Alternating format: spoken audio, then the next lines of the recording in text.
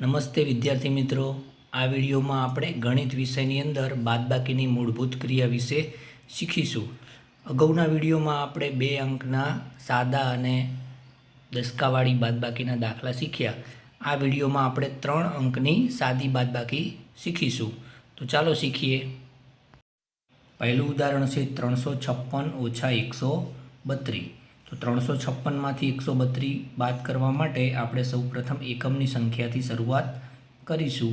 તો એકમના અંકમાં 6માંથી 2 બાદ કરવા માટે 6માંથી 2 બાદ જાય તો કેટલા બાકી રહે? 4. ત્યારબાદ દશકના અંકની બાદબાકી કરીશું. દશકના અંકમાં 5 - 3 છે, તો 5માંથી 3 જાય તો 2 વધે. અને 100ના સ્થાનમાં 3 - 1 છે, તો 3માંથી 1 જાય તો 2 વધે. આમ 356 - 132 બરાબર 224. ચાલો હવે બીજું ઉદાહરણ જોઈએ. બીજું ઉદાહરણ છે 875 - 434. તો 875માંથી 434 બાદ કરવા માટે સૌપ્રથમ એકમની સંખ્યાની બાદબાકી કરીશું. તો એકમની સંખ્યામાં 5 અને 4 છે, તો 5માંથી 4 જાય તો 1. ત્યારબાદ દશકના સ્થાનમાં 7 અને 3 છે, તો 7 - 3 બરાબર 4. ત્યારબાદ 100ના સ્થાનમાં 8 - 4 છે, તો 8માંથી 4 જાય તો 4. આમ 875 - 434 બરાબર 441. ચાલો હવે ત્રીજું ઉદાહરણ જોઈએ. ત્રીજું ઉદાહરણ છે 834 - 211. તો 834માંથી 211 બાદ કરવા માટે એકમના અંકથી બાદબાકી કરીએ.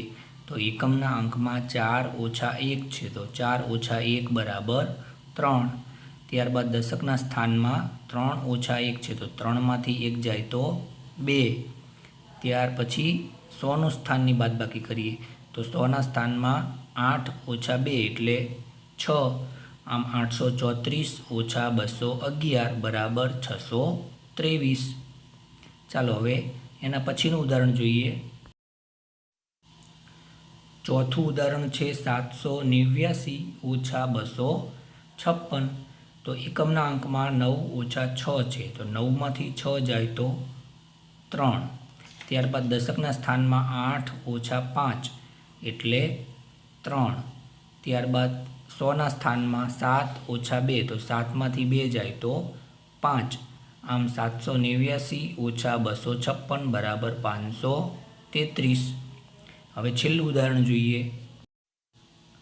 છેલ્લું ઉદાહરણ છે 468 - 250. તો 468માંથી 250 બાદ કરવા માટે એકમના અંકમાં 8 - 0 છે, માટે 8ના 8. ત્યારબાદ દશકના સ્થાનમાં 6 - 5 છે, તો 6માંથી 5 જાય તો 1. અને 100ના સ્થાનમાં 4 - 2 બરાબર 2. આમ 468 - 250 બરાબર 218. તો વિદ્યાર્થી મિત્રો, આ વિડીયોમાં આપણે 3 અંકની સાદી બાદબાકી શીખ્યા. હવે તમે જાતે પ્રયત્ન કરી શકો તે માટે સ્ક્રીન ઉપર 4 દાખલા આપેલા છે, તેનો તમે જાતે મહાવરો કરજો. વિદ્યાર્થી મિત્રો, આ વિડીયો જો તમને ગમ્યો હોય તો તેને લાઈક અને શેર કરજો. અને આવા જ બીજા વિડીયો જોવા માટે ચેનલને સબસ્ક્રાઈબ કરજો. આવજો.